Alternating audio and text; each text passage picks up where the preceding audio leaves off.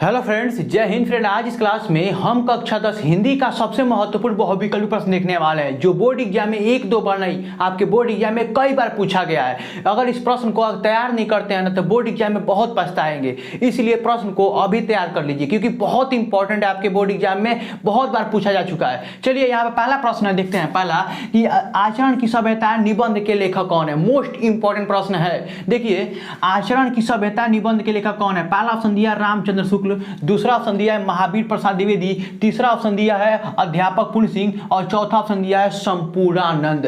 Friend, जो इसका right answer होगा वो होगा अध्यापक पूर्ण सिंह। ठीक है, इसका राइट आंसर कौन होगा? अब अध्यापक पूर्ण सिंह।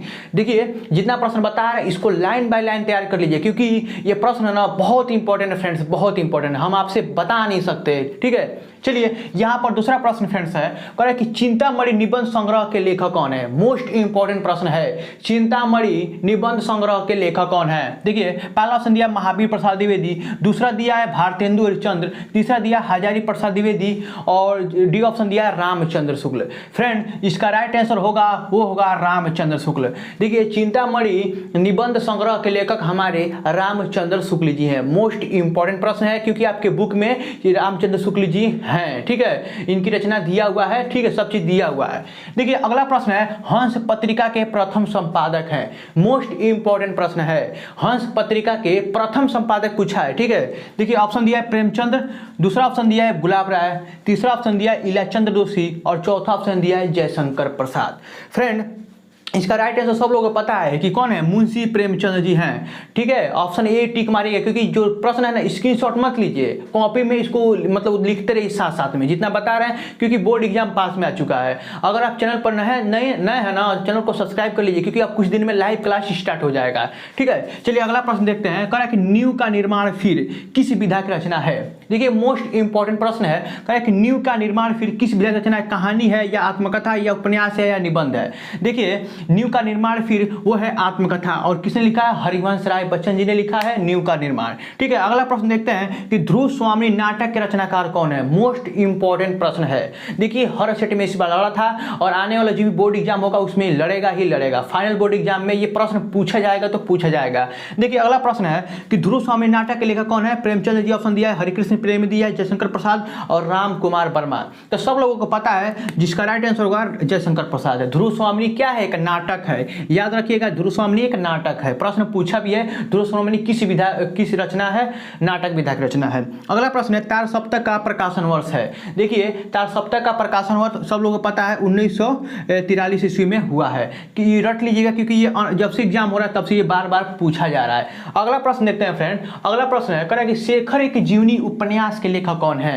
देखिए, एक शेखर एक जीवनी है, ये क्या है? उपन्यास है, उपन्यास विधा की रचना है और इसके लेखक कौन है? धर्मवीर भारती, प्रेमचंद्र, फरीसोना नेहरू या अज्ञे। तो सब लोगों को पता है कि शेखर एक जीवनी अज्ञे जी की क्या है? एक जीवनी है। ठीक है, क्या जीवनी नहीं, ये आत्मकथा है, सॉरी। अगला प्रश्न देखते हैं, 8वां कर है, अपनी खबर आत्मकथा के लेखक कौन है। देखिए, मोस्ट इंपॉर्टेंट प्रश्न है, अपनी खबर आत्मकथा, अपनी खबर आत्मकथा के लेखक कौन है।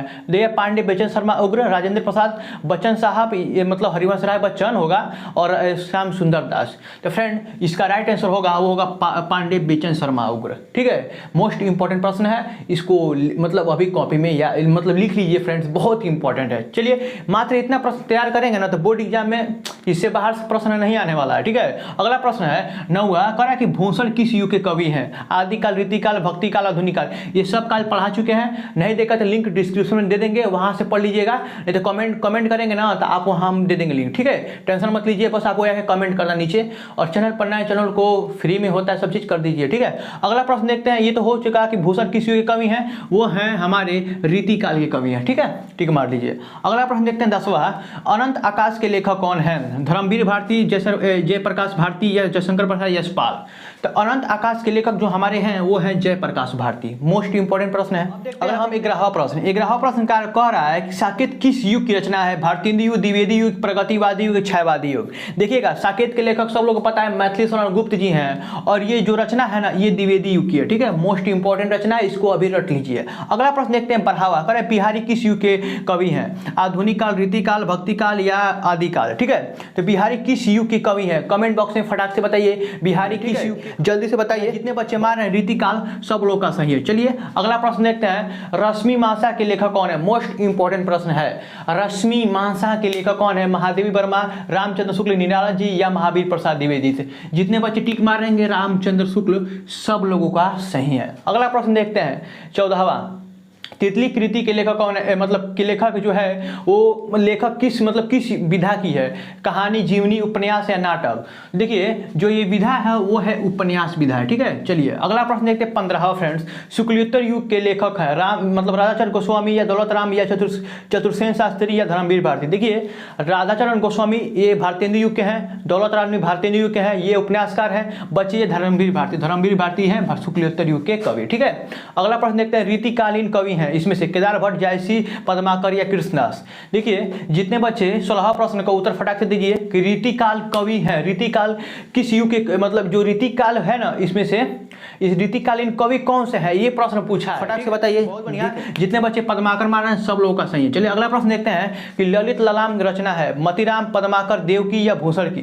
तो ललित ललाम किसकी है? फटाक से बताइए। मतीराम सब लोगों का सही है। चलिए अगला प्रश्न है कि कलम के सिपाही रचना है किसकी? धर्मवीर भारती अज्ञे की या ज्ञानेंद्र कुमार की या अमृत राय की? जितने बच्चे मारे कलम के सिपाही अमृत राय सब लोगों का सही है। चलिए ये प्रश्न बहुत इंपॉर्टेंट प्रश्न, इसको अभी तैयार कर लीजिए क्योंकि बोर्ड एग्जाम पास में आ चुका है।